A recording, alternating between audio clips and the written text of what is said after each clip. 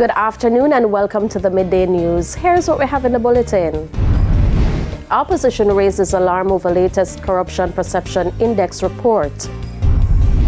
Financial analyst weighs in on dip in Jamaica's unemployment rate.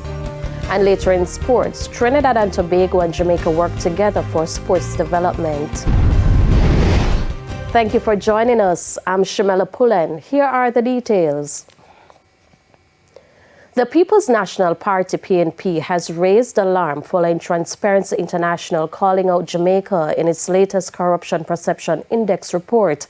In its 2023 report, which was released on Tuesday, Transparency International declared that collusion among the powerful primarily has weakened Parliament's oversight capacities, creating conditions ripe for abuse and corruption. Shadow Minister of Justice Donna Scott Motley pointed to the failed deal between the National Housing Trust. $650 million, not of somebody's private money, but of contributors' money. So is it that some settlements go to the board for approval, but not others?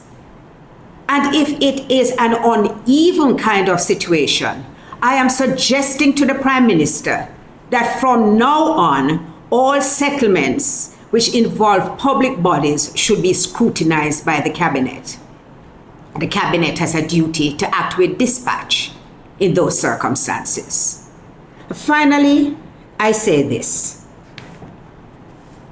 When you're trying to conceal something, remember that you have a duty to the public.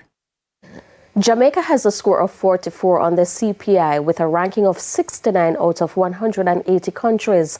A CPI score of 44 continues to stand as the country's best ever and was previously attained in 2017, 2018, 2020, 2021 and 2022.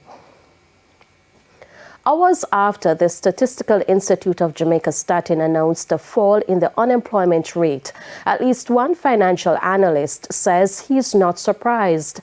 Dennis Chung has weighed in on the latest unemployment rate data released by Statin on Tuesday. According to Statin, Jamaica's unemployment rate dipped slightly to 4.2% for October 2023. This is down from 4.5% in the previous 2 quarters. But Mr. Chung says the reduction was expected. Well, it's within the region of where it was before. I mean, 0.3% difference. I've always maintained that, you know, at 4 to 5%, you're looking at full employment. And I didn't expect it to go much below where it was.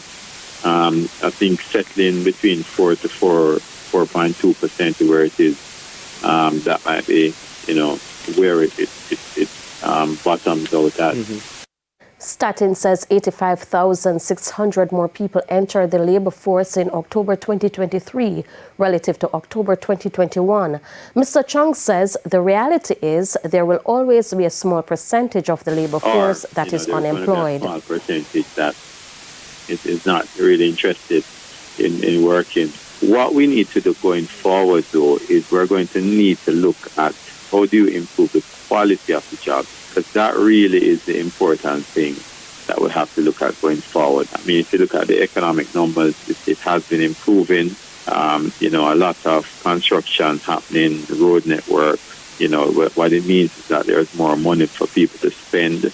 And once there's money for people to spend, then you're going to have that sort of employment happening. So what's going to be important now is looking towards the quality of employment.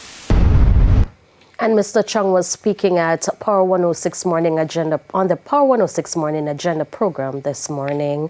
Labour Minister Pernell Charles Jr. says there has been much improvement to the farm work system and program. Speaking on TVJ Smile Jamaica Wednesday, Mr. Charles indicated that the ministry has increased the number of liaison officers, opened more offices and implemented more robust orientation process. It's good timing because several of our farm workers are now heading back to Canada and to the US. And right now, we can see that we've instituted a lot of things. We've seen big improvements, a lessening in terms of the complaints, but we still send that message. All who are going now must understand your conduct, your behavior is going to impact those that can come behind you. It's going to either open or close the door. So remember that they're ambassadors for the country.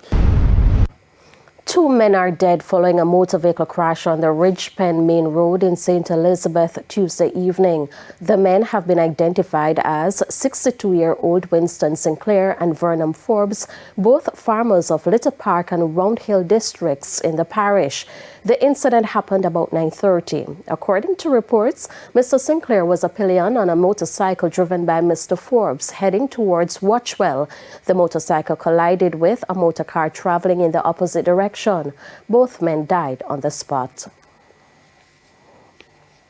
When we get the call, is my daughter call me and tell me, I ask him which Vern. And him tell me say Vern from Round Hill. And when I get the call, and so me not stop cry. Me turn idiot, my last. Me don't know where me there because me know I'm there. My sister party cooking.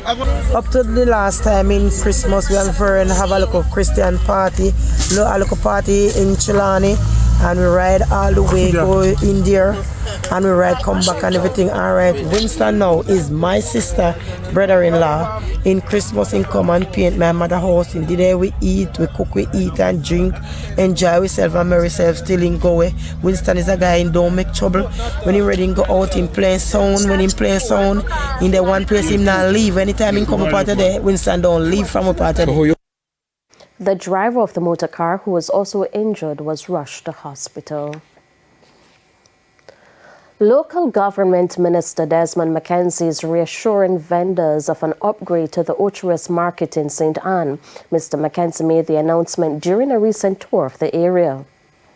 The Ocherous Market has been in a deplorable state for years. Vendors have long complained about the unsanitary inconveniences and challenges at the front of the market that they have to endure in the space they sell their goods. But Local Government Minister Desmond McKenzie says help is on the way. I'm here today as a follow-up of the announcements that the Prime Minister made last year. The Prime Minister did emphasize the importance of Ocherous and the value of the market to the development of the town, and the fact that this is a major facility that provides an income and, most importantly, a service. It's a lot of work that needs to be done.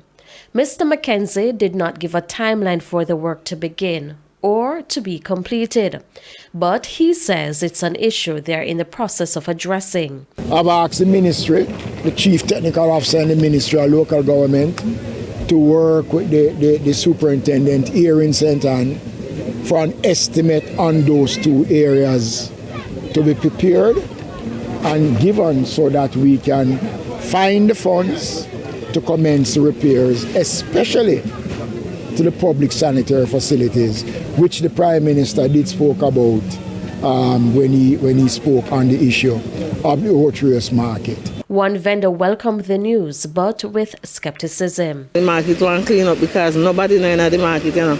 We afraid in the market now. Everybody move gone outside. So we want the market to clean up that the people then can come back into the market. Because the market can't hold the people then. You understand? We can't help with this condition. We notice 3/4 of the market is empty because everybody move gone out. But the market want clean up. Because this place is like a mud wall.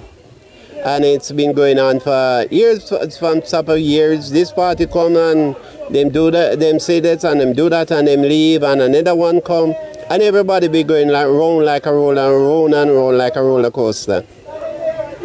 But you're right in the mud hole, in the concrete area, the whole part of the market here, man. Yes, and as I said, it's very disgusting. And we hope and we're praying for somebody to do something towards this market. It's time for a break. Stay with us. More stories when lockup in St. Catherine is still uncertain. This follows an attempted jailbreak last week. O'Shane Masters reports. The St. Catherine South Police is yet to determine when visitation will resume at the 100-man lockup in Portmore, St. Catherine. This after an attempted jailbreak was foiled at the facility 1 week ago. According to reports, about 4:30 a.m. Wednesday, January 24, the sergeant on duty was conducting his regular patrol when he heard strange sounds coming from the back of the lockup. On further observation, the sergeant realized that several prisoners who were supposed to be locked in their cell were on the outside, gathered in the passageway. The sergeant and another officer had to call for reinforcement as the prisoners had barricaded the entrance to the lockup. Speaking at the St. Catherine South Police Church service on the weekend, head of the division, Senior Superintendent Christopher Phillips, says things could have been worse. The truth is, the script, Bishop, should have been different today if the devil had his way last Wednesday morning when about 80-odd prisoners would have been let loose. But God had different plans. Different plans. Perhaps SSP Phillips should have been in some facility getting treatment now because he's mentally unstable. He says it was only the grace of God that allowed them to foil the attempted jailbreak. And yet another call for residents to provide information on criminals to the police. Members, I'm calling upon you to support the police. You know, we have a culture that says inform of the dead. And so many times we do not, if we see something, we don't say something. And we understand why. I mean, most heroes are dead, right? So nobody wants to be a hero. But we're asking you when and where you can and to utilize the numbers there are. Pastor of the Emmanuel Faith Fellowship, Bishop Dr. C. Everton Thomas, has also called on Jamaicans to learn forgiveness. Instead of seeking reprisals, try, pray, and ask God to allow you to forgive the perpetrators. O'Shane Masters, TVJ News. It's now time for the Business Minute. The cost for recreational activities went up by an average 4.2% on an annual basis as at December 2023. Statin says for the month of December alone, the Recreation, Sport and Culture Division registered a 0.1% increase in prices compared with November. This was driven by a 0.1% increase in the category newspapers, books and stationery. The movement was linked to increased costs for some books and stationery items. Further afield, Amazon and iRobot are calling off their $1.7 billion acquisition deal. The maker of Roomba Vacuum says now it's laying off almost a third of its staff, and its founder is stepping down as CEO. The two companies say regulatory hurdles are behind the deal's demise. In a statement, the European Commission says it believes the acquisition would have put iRobot's competitors at risk. And that's it for the Business Minute. I'm O'Shane Masters. And here's a preview of what's coming up in this evening's Health Report. In this evening's Health Report, we look at heart attacks. For heart attack treatments, it's been around for many years, over 30 years internationally. In Jamaica, it's been around for about 20 years. The interventional suite at the University Hospital is actually relatively new. It's a state of the art. It's built within the last 5 years. So the procedure has been around, but now we have better technology, so we can treat it better. We have better stents, which are the equipment that we put into the blockages. We have better stents that last longer, that do better. We have better medication to help treat you. So that's the Health Report in Primetime News at 7. And now for today's healthy living tip.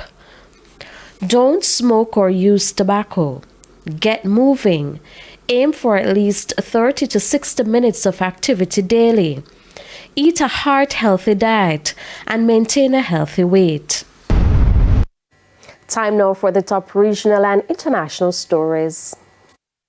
In the region, Haitian Prime Minister Ariel Henry on Tuesday met for the first time with officials from various countries who are part of an international steering committee aimed at boosting Haiti's police department as it awaits the potential deployment of a foreign armed force to help it fight gangs. The committee responsible for overseeing the program includes officials from the United States, Canada, Japan, Germany, the United Nations, and the European Union.